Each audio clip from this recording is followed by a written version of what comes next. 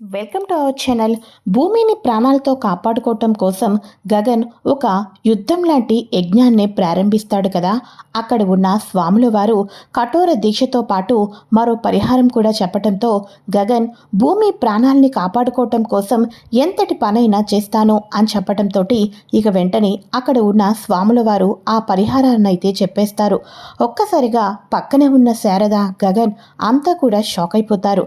కానీ ఆ పరిహారంతో ఒక్కసారిగా గగన్ జీవితంలోనూ భూమి జీవితంలోనూ అతిపెద్ద మలుపే రాబోతుందనే చెప్పాలి.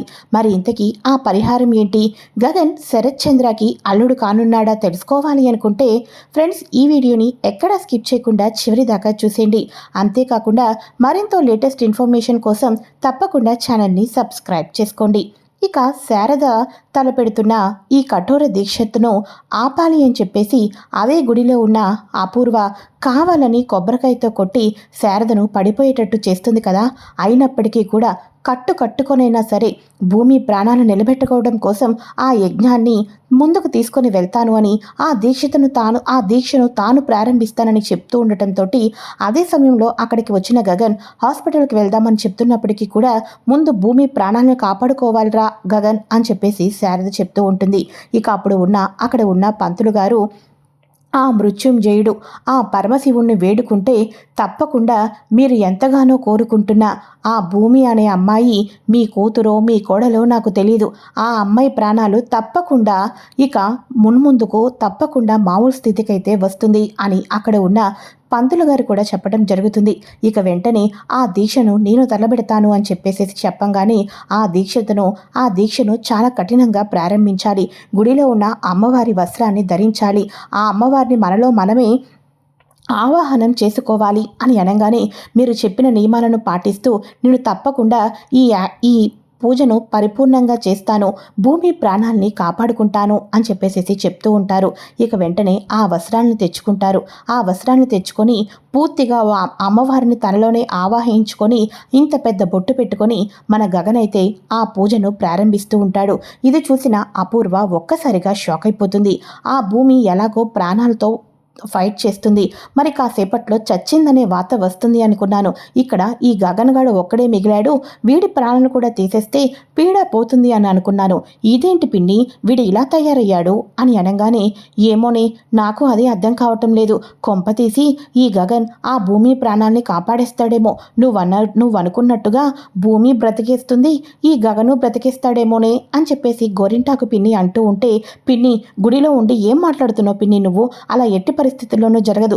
ఈ అపూర్వ ఉన్నది వీళ్ళందరికీ ఇటువంటి పనులు చేయకుండా ఉండటానికే పిన్ని, పద నేనేం చేస్తానో చూడు అని చెప్పేసేసి ఇక వెంటనే అపూర్వ తన మనుషులకైతే ఫోన్ చేస్తుంది. ఇక వాళ్ళు వితిన్ సెకండ్స్లోనే అక్కడికైతే వాలిపోతూ ఉంటారు.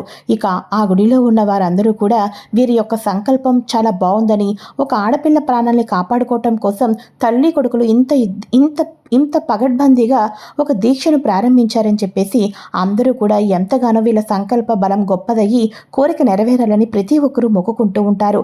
అదే సమయంలో అక్కడ శరత్చంద్ర తన కూతురు పరిస్థితి తలుచుకొని ఎక్కి ఏడుస్తూ కన్నీళ్లు పెట్టుకుంటూ ఉంటారు. డాక్టర్స్ వచ్చేసేసి గుండె దగ్గర కూర్చుకున్న ఆ బుల్లెట్ని తీయటానికి ఆపరేషన్ అనేవి స్టార్ట్ చేస్తూనే ఉంటారు. శరత్చంద్ర బాధపడుతూనే ఉంటారు. ఇక్కడ వచ్చేసేసి గగన్ పూర్తిగా అమ్మవారి వేషధారణ ధరించి ఇక కాళ్ళతో నడుస్తూ ఆ చేతిలోనూ ఈ చేతిలోనూ అమ్మవారికి ధూపాలు పెట్టుకొని నెత్తి మీద అమ్మవారి నైవేద్యం కుండను పట్టుకొని అలా నడుచుకుంటూ వెళ్తూ ఉంటారు. పూల మార్గంలో అలా వెళ్తూ ఉండగా పూలలో అడుగు వేసుకుంటూ ముందుకు వెళ్తున్న వాడి అడుగు వెనక్కి పడినట్టయితే అక్కడ ఉన్న అమ్మాయి ప్రాణం కూడా వెనక్కి పోతుంది అని చెప్పేసేసి దీక్షితులు గారు స్వామీజీ చెప్పడంతో ఎట్టి పరిస్థితుల్లోనూ అడుగు అనేది వెనక్కి వేయను అని చెప్పేసిన గగన్ ముందుగానే డిసైడ్ అవుతాడు కదా. కానీ పూలు వేస్తూ ఉన్నప్పుడు కావాలని అపూర్వ తన మనుషులతోటి గాజు సీసాలు పగలకొట్టిస్తుంది. ఆ గాజు సీసాలు పగిలిపోయి అదంతా కూడా ముక్కలైపోతూ ఉంటుంది. అయినప్పటికీ కూడా మన గగన్ ఆ గాజు సీసాల మీద అడుగు వేయంగానే అడుగు వెనక్కి పడుతుంది. పూజ మధ్యలోనే ఆగిపోతుంది.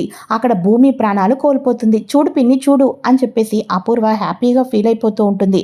కానీ ముందుకు అడుగు వేసి రక్తపు మడుగుల్లో కూడా గగన్ ఒక్క అడుగు కూడా వెనక్కి వేయకోకుండా అదే నొప్పితో అదే బాధతో ముందుకు అడుగులు వేసుకుంటూ వెళ్ళిపోతూ ఉంటాడు. ఒక్కసారిగా అపూర్వ షాక్ అయిపోతుంది. ఈడేంటి ఈడు కనీసం వాడి కాళ్ళకి అంత ఇదిగా గాజు పెంకులు గుచ్చుకున్నా వాడి కాళ్ళమట రక్తం వస్తున్నప్పటికీ కూడా రక్తం చిందించి మరీ భూమిని ప్రాణాలతో కాపాడాలి అనుకుంటున్నాడు. ఇదేంటి పిన్ని, వీడికి భూమి మీద ఇంత ప్రేమ ఉందా అని చెప్పేసి అనగానే, ఏమోనే చూస్తుంటుంటే నాకెందుకనో జరగరాంది ఏదో జరిగి చివరాఖరకు అందరూ నీకే బెడిసి కొట్టేటట్టు చేస్తారేమో అనిపిస్తుంది. ఆ గగన్ని చూస్తుంటుంటే నీకు తగిన గుణపాఠం చెప్పడానికి ఇదంతా చేస్తున్నాడేమో అని అనిపిస్తుంది అని చెప్పేసేసి గోరింటాకు పిన్ని అంటూ ఉంటుంది. ఎన్ని కష్టాలు వచ్చినా, ఎంతమంది వెనక్కి లాగాలని చూసినా దాడుల్లో ముళ్ళులు, రాళ్ళు, రప్పలు, గాజు సీసాలు ఇటువంటివి అన్నీ వేస్తున్నప్పటికీ కూడా మన గగన్ ఆ ఆ ధూపాలు, అంతేకాకుండా తల మీద ఉన్న నైవేద్యాలు ఆ పరమశివుడి దగ్గరకైతే అర్పించేస్తాడు. ఇక ఈ రకంగా పూజ అయితే సంపూర్ణమవుతుంది.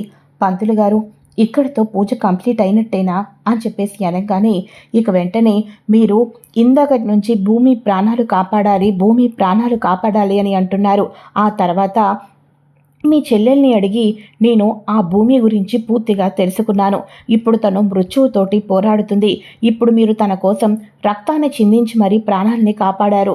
ఇప్పుడు గనక మీరు మరొక విషయం గనక చేసినట్లయితే తన జాతకంలో ఉన్న దోషాలు తొలగిపోతాయి, అపమృత్యువు దోషం అనేదే పోతుంది అని అనగానే, చెప్పండి పంతులు గారు చెప్పండి, నేను ఏం చేస్తే భూమి ప్రాణాలతో బయటపడుతుందో తప్పకుండా చేస్తాను, చెప్పండి చెప్పండి అని అనగానే, ఇప్పుడు తను మృత్యువుతో పోరాడుతుంది కదా, కానీ తను సౌభాగ్యవతి అయితే ఆ దోషం తొలగిపోతుంది. ఆ దోషంతో తను వెనక్కి పంపించేస్తుంది, మృత్యువు వెనక్కి వెళ్ళిపోతుంది. తాను ముందు సౌభాగ్యవతి అవ్వాలి అని అనగానే శారద అంటూ ఉంటుంది, అంటే ఏంటి పంతులు గారు, ఇప్పుడు ఏం చేయాలి అని అనగానే, తన కోసం ప్రాణాల్ని ఇచ్చిన నీ కొడుకు ఆ అమ్మవారి మెడ దగ్గర ఉన్న ఆ పసుపు కొమ్ము వేలాడుతుంది కదా, ఆ పసుపు కొమ్ముకు ఎంతగానో విలువ అనేది ఉంటుంది. ఆ పసుపు కొమ్ముకు ఎంతో పవర్ఫుల్ అనేది ఉంటుంది. అది మీకు కూడా తెలుసు. ఈ జాతకంతో కూడిన మీ అబ్బాయి ఆ భూమి మెడలో 3 ముళ్ళు వేస్తే ఆ భూమి ఆనందంతో పరిపూర్ణమైన ఆయుష్మంతురాలు అవుతుంది అని చెప్పేసి అనగానే ఒక్కసారిగా శారద వాళ్ళు షాక్ అయిపోతూ ఉంటారు. ఇక వెంటనే గగన్ ఎట్టి పరిస్థితుల్లోనూ ఆ అమ్మవారి దగ్గర ఉన్న పసుపు కొమ్మును తీసుకోడు అని చెప్పేసి అపూర్వ వాళ్ళు అనుకుంటూ ఉంటారు.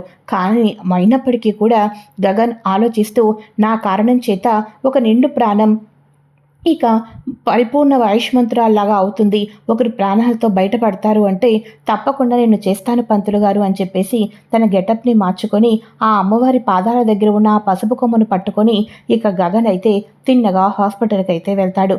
ఇక శరత్చంద్ర లోపలికి ఎవరిని రానివ్వటం లేదు, నాకు చాలా భయంగా ఉంది అని అనగానే, ఇక లోపలికి ఎవరిని రానివ్వటం లేదా, నేను వెళ్ళి తీరాల్సిందే అని చెప్పేసేసి ఆపరేషన్ చేస్తున్నప్పటికీ కూడా కావాలని చెప్పేసేసి మన గగన్ లోపలికైతే వెళ్ళిపోతాడు. లోపలికి వెళ్ళిపోయిన గగన్ చావు బతుకులతో కొట్టుమిట్టాడుతున్న భూమి మెడలో ఆ మంగళసూత్రాన్ని, ఆ పసుపు కొమ్మును కట్టేసేసి తన భార్యగా చేసుకుంటాడు. అంతేకాదు, తాను అమ్మవారి గుడి దగ్గర నుంచి తీసుకొని వచ్చిన కుంకాన్ని కూడా నుదుటిని ధరించి పాపిట్లో పెడతాడు. పాపిట్లో పెట్టి ఆ రకంగా ఒక్కసారిగా ఇలా పైకి లేపి 3 ముళ్ళు వేసిన క్షమంలో ఈ బుల్లెట్కి అప్పటికి ఆపరేషన్ చేస్తూ ఉంటారు కదా, అది ఎంత సెన్సిటివ్గా తీయాలని ఆలోచిస్తూ ఉండగా తాలిబొట్టు కట్టే క్రమంలో ఇలా పైకి లేపటంతో అప్పటికి ఆపరేషన్ అంతా ప్రాసెస్ జరగటంతో ఇలా తీస్తే ప్రాణాలు పోతుందని ఇందా నుంచి కంగారు పడిపోతున్న డాక్టర్లు సైతం ఆ బుల్లెట్ కొంచెం ముందుకైతే వస్తుంది. ఒక్కసారిగా వాళ్ళు ఊపిరి పీల్చుకుంటారు. బుల్లెట్ని తీయటానికి ఇంతవరకు భయపడ్డాం, ఆటోమేటిక్గా బుల్లెట్ సగం ముందుకు వచ్చింది అని చెప్పేసి ఆటోమేటిక్గా వాళ్ళు బుల్లెట్ని బయటకు తీస్తారు. మన భూమి ప్రాణాలతోటి ఉంటుంది, భూమి ప్రాణాలతో ఉంది, ఇక అవుట్ ఆఫ్ డేంజర్ అని చెప్పేసేసి డాక్టర్ చెప్పంగానే శరత్చంద్ర హ్యాపీగా ఫీల్ అవుతారు. శరత్చంద్ర లోపలికి వెళ్ళేసరికి భూమి మెడలో మంగళసూత్రం కనిపిస్తుంది. ఒక్కసారిగా శరత్చంద్ర గగన్ని ఏం చేసావు నువ్వు అని చెప్పేసి అనగానే అదే సమయానికి ఆ హాస్పిటల్ దగ్గరికి అపూర్వ వాళ్ళు, గోరింటాకు పిన్ని, మన శారద వాళ్ళు అందరూ కూడా అక్కడికైతే వస్తారు. ఇక అప్పుడు మొత్తానికి కూడా భూమిని ప్రాణాలతో కాపాడాలి అంటే భూమికి పెళ్ళి అవ్వాలి, భూమి సౌభాగ్యవతి అవ్వాలి.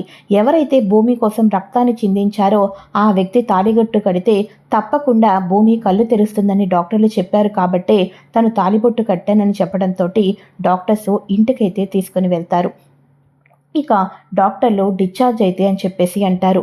ఇక శారద భూమి తన కోడలైంది కాబట్టి తన ఇంటికి తీసుకుని వెళ్ళాలి అని అనుకుంటూ ఉంటే శరత్చంద్ర నా కూతురు ఇప్పుడే కళ్ళు తెరిచింది, నా ఇంటికి తీసుకుని వెళ్ళాలి అని చెప్పేసేసి అనుకుంటూ ఉంటారు.